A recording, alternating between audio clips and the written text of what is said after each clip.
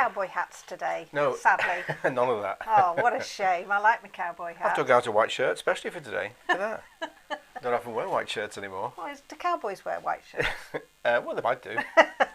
Probably not if they're on a cattle drove. Anyway, we were thinking, now, what should we have a chat about today? And something popped into my head. Budgies. Now, I know that might seem a bit random, but I was chatting to my crafty mates a couple of weeks ago, and it transpired that people had budgies in the 60s. Lots of people had budgies. I didn't have one, but you did, didn't you? I did, yeah. I had a lovely budgie. So I've got a couple of budgie pictures here. So this is your typical budgie.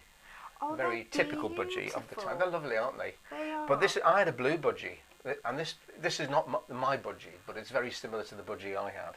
A blue budgie called Snowy. Can we go back to one? Yeah, Snowy. gorgeous. I've got some budgie facts for you. Oh, here we go. Because obviously this was of great interest to me. He's been ferreting around, budgieing around for the last 10 minutes looking for these. Fair enough. Now, do you know this? What? The third most popular pet in the world after the dog and cat is the budgie. Is it really? I never knew that. Right. Now then, here's a record, Guinness Book of Records. Puck, a male budgerigar, holds the world record for the largest vocabulary of any bird. Now, how many words do you reckon this bird had in its vocabulary? You'll never guess. 1,728 words. Good God, that's more than some people. Oh, Ruth, that's funny. I didn't think you were going to say that. Anyway, listen, it's fantastic, isn't it? Now that pet budgies have continued to make headlines all over the world for their mimicry, talking ability and charm. Oh. Aww. Yeah. One budgie named Disco became an internet superstar. As of 2019, Disco has been viewed over 18.8 million times on his own YouTube channel. And some of his popular phrases include, I am not a crook. Here's another one. Nobody puts baby bird in the corner. Nobody puts baby bird in the corner. Love it. That's quite a tongue twister. How on earth does a budgie do that? I don't know. But I've got it. Here's another funny one. Go on. Small bathing suits for men, Yeah.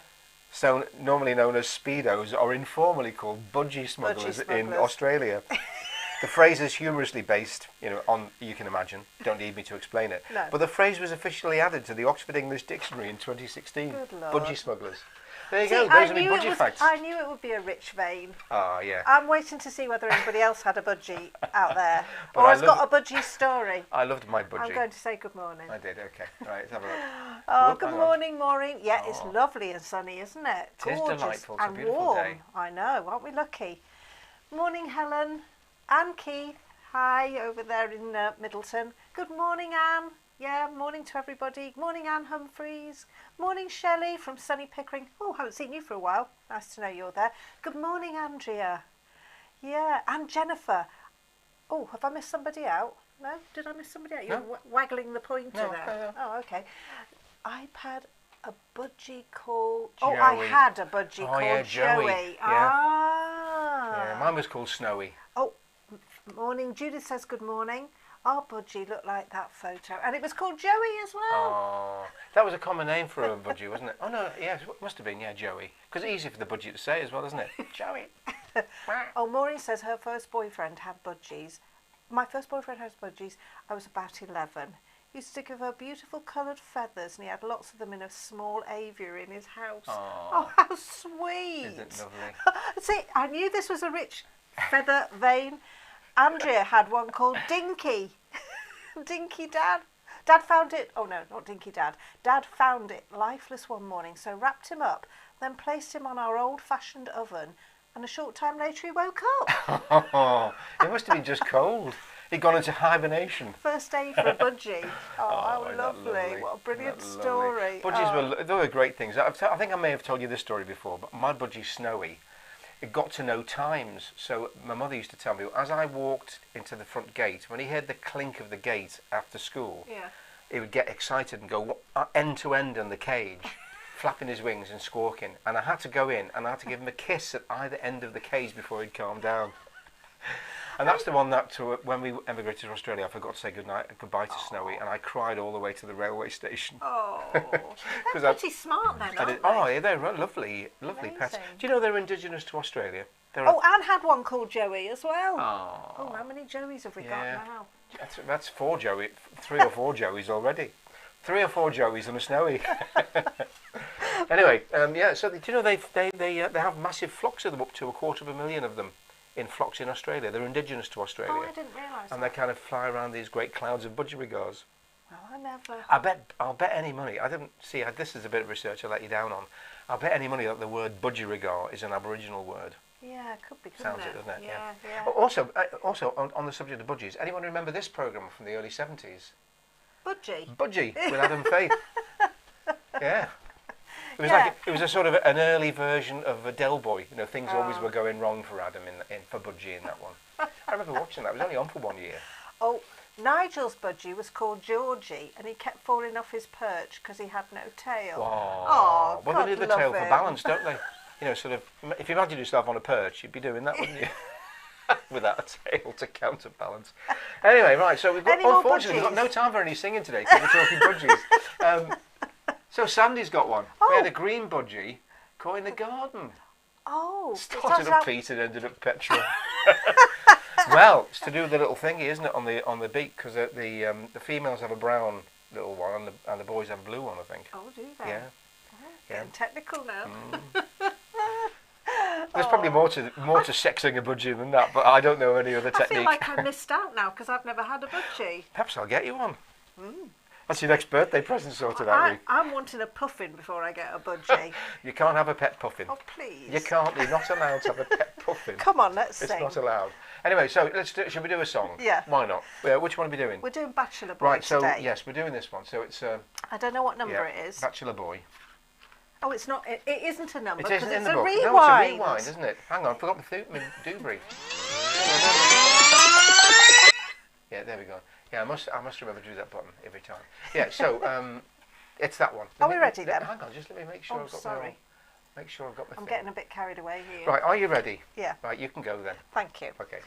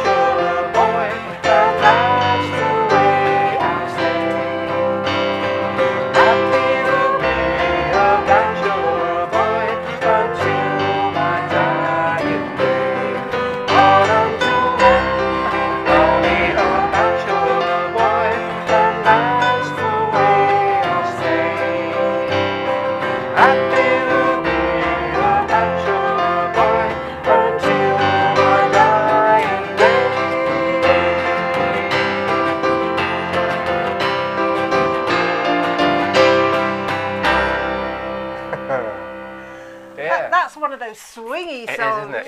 Yeah, you can sway to that one. I think you were creaking as I we was, were yeah. I singing. need to get some grease on the old seat, as it were. If you follow the expression. Didn't come out right, that. You know what I mean, anyway. You get what I'm saying. WD-40 is what I That's need. what we I think, need. yeah.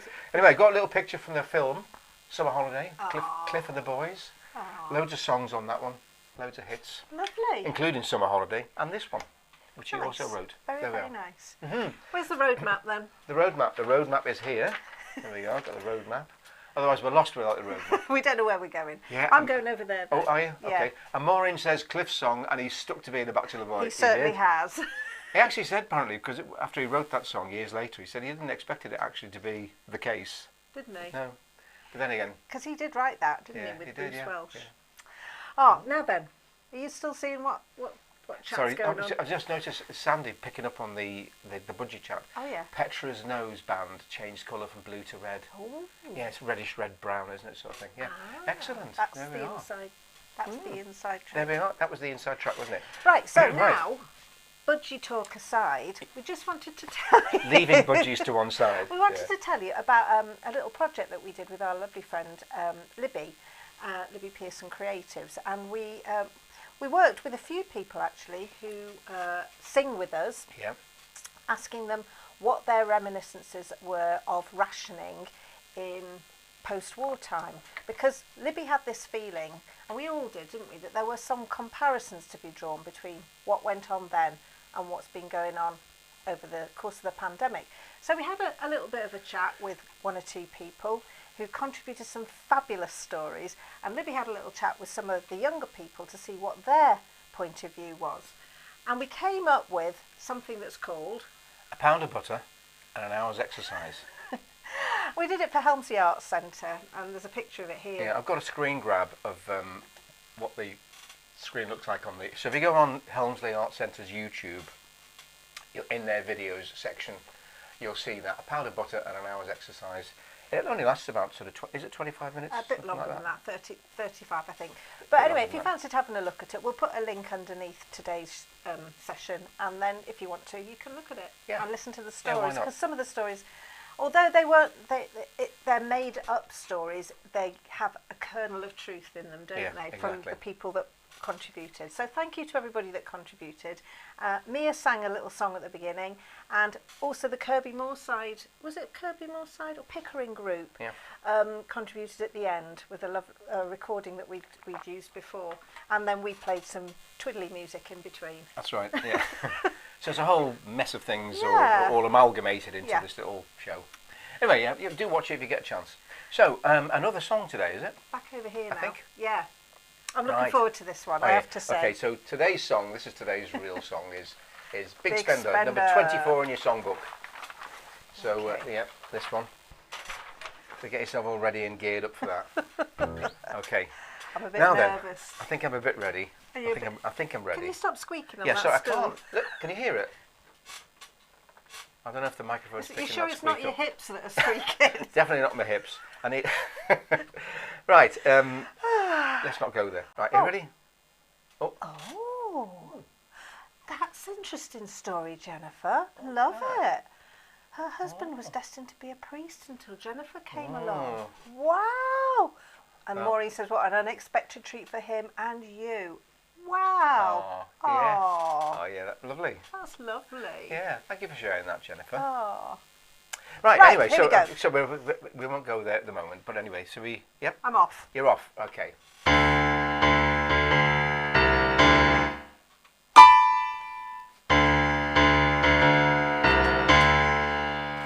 The minute you walked in the joint, I could see you were a man of distinction, a real big spender, good looking, so refined. Say, wouldn't you like to know what's going on in my mind? So let me get right to the point.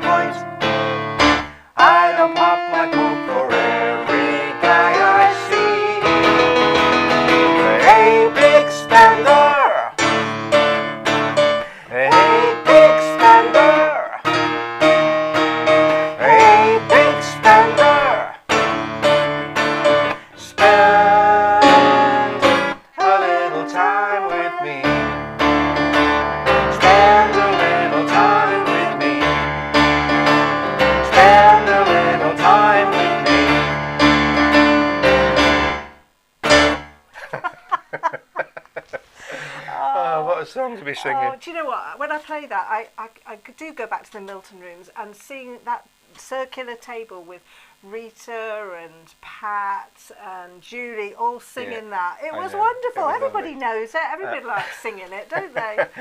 Anyway, you did very well, everyone. Maureen says, look, love that song. Yeah, it would have been great to. Did you actually? What video did you put up there? That was a bit from Casino Royale, the Bond film. Oh yeah. The roulette scene with Mads Mikkelsen. Oh. Evil personified, isn't he? Well, we didn't dare put up a picture of what happened in Sweet Charity because in case the copyright police got us, we didn't want to. Well, they might still with the old Casino Royale, but we don't have any sound on with those clips anyway, so it should be all right. It should be all right. Anyway, no. So normally you'd associate that one with this lady, wouldn't you? Who happens to just hang on? Are we on one? Yeah, we're on. Who happens just to be sitting next to Neil? Yeah, so normally we think of Big Spender with Shirley, don't we? Yeah, we do. But actually, the first person to have a hit with it was this lady, Peggy Lee. Oh, isn't she lovely? Yeah, Peggy Lee. What earrings! I'm loving those. Yeah, they're beautiful, aren't She they? looks gorgeous. Yeah. They cost a lot, those. They're Big Spender earrings, those, aren't they? I think something like. I wouldn't know. Anyway, yes. Yeah, that's enough of that now. No, so I've got some factoids about Peggy. Because you'll know Peggy. She had a really distinctive voice. It was just this low, very low, growly type voice, and she did that songs from the I'm a Tramp. He's a Tramp. Oh yes. He's a tramp. Yeah. That one. Yeah. Anyway, Are you off with more facts now? yeah, I've got a couple of facts There we about go. Peggy because I think she's really interesting. She died about 2002 after a long illness. But anyway, when she was about 20, she went to work in Palm Springs as a waitress. And then she got a job singing in a band in this nightclub that she was at. And this is a quote from her autobiography. She says, I knew I couldn't sing over them because she couldn't compete with the noisy crowd. So she said, I knew I couldn't sing over them, so I decided to sing under them. The more noise they made, the more softly I sang. When they discovered they couldn't hear me, they began to look at me. Then they began to listen. And as I sang, I kept thinking softly with feeling. The noise dropped to a hum, the hum gave way to silence, and I'd learned how to reach and hold my audience softly and with feeling. Isn't that a great story? Very good. Very and good it's story. an old teaching trick. It is, isn't it? I know you've said that to me many times. Yeah, you can't compete. You just have to go quiet. You don't go louder. When they go high, you go, No, etc. You I know what don't mean? think it's No, that. it's not that, no. Anyway, but one more fact about Peggy, and then I'll shut up then. Okay. Now then, we're very, very fond of margarita over here. cocktails. Yeah. We like a margarita, don't we? Now and again. But a margarita cocktail was named after Peggy Lee. Was it? Yeah, you'd think, well, hang on a minute, margarita, Peggy, what's that about?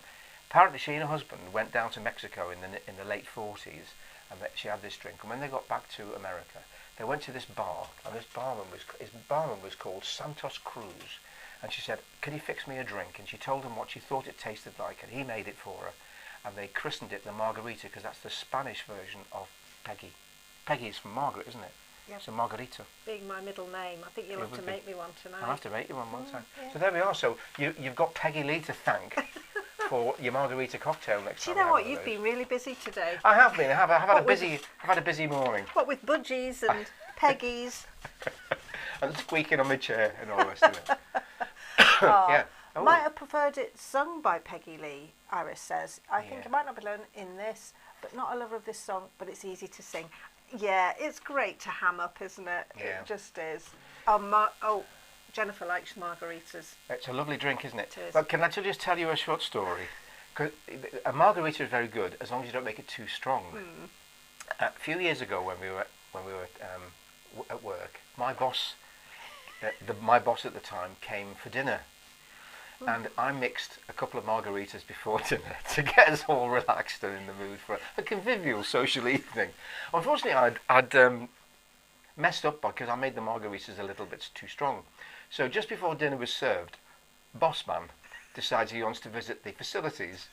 So I direct him off the veranda into the lounge and across. So it gave me a cheery wave and proceeded to walk directly through the mosquito screen, knocking it out of its railings. It flicked open, just avoided smashing the new television, and gouged a 7-inch strip in the coffee table before settling, bouncing up and down on the sofa. with my boss standing there scratching his head, wondering what on earth had gone on.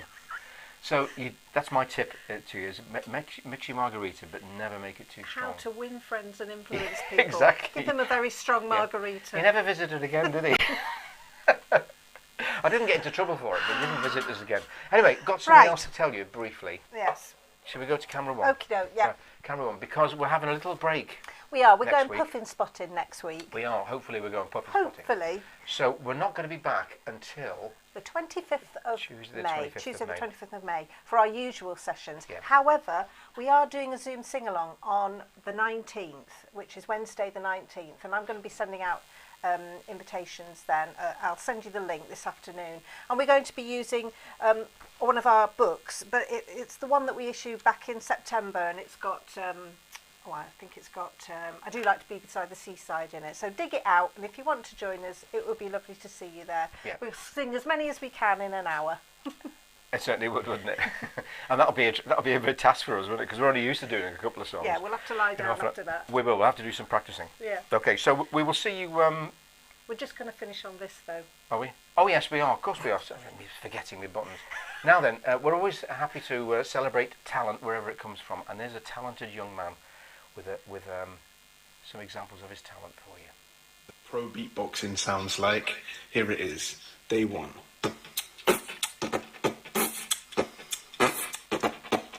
Week one.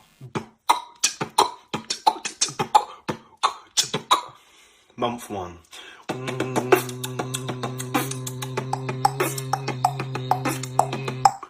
1 year.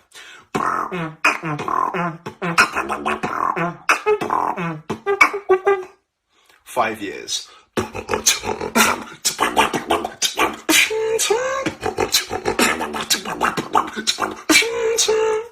10 years.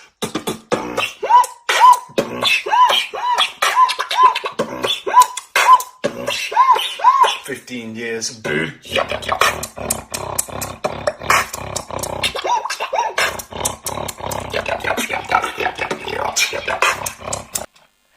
The thing is, I don't know how he gets those sounds, do you think? I've no idea how he manages that. In fact, I saw an opera singer on Twitter saying, I've no idea how. I thought I knew how sound was produced.